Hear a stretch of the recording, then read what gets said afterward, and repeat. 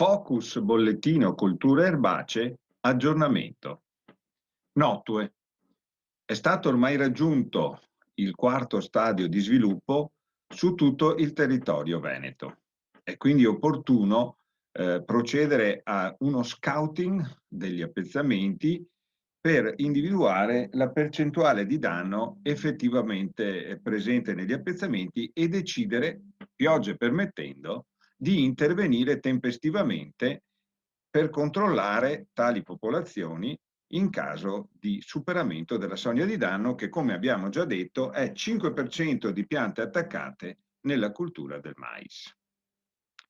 La tempestività, come abbiamo detto, è importante perché le notue possono in poche notti portare a un danno progressivo sempre più grande se la popolazione è importante. Dobbiamo anche considerare che le ovideposizioni sono state successive e che quindi è possibile che le larve derivanti da ovideposizioni successive si aggiungano a quelle che si sono già formate e che stanno causando i primi danni, aumentando quindi il rischio complessivo per gli appezzamenti.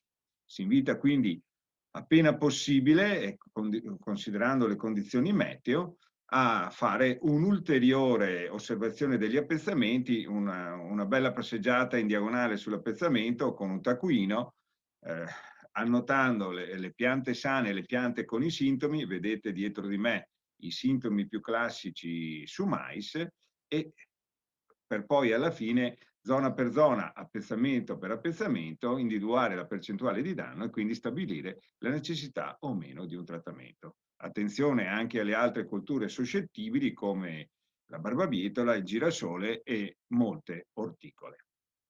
Frumento.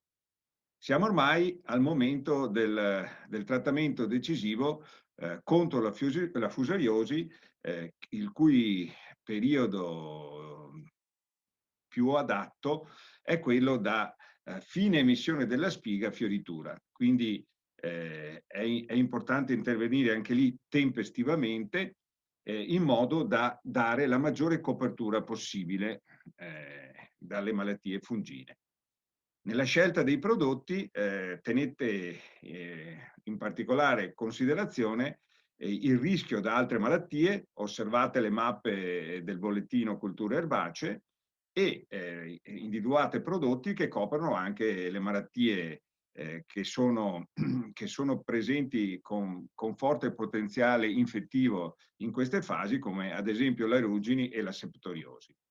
Anche qui tempestività importante, condizioni meteo permettendo. Alla prossima!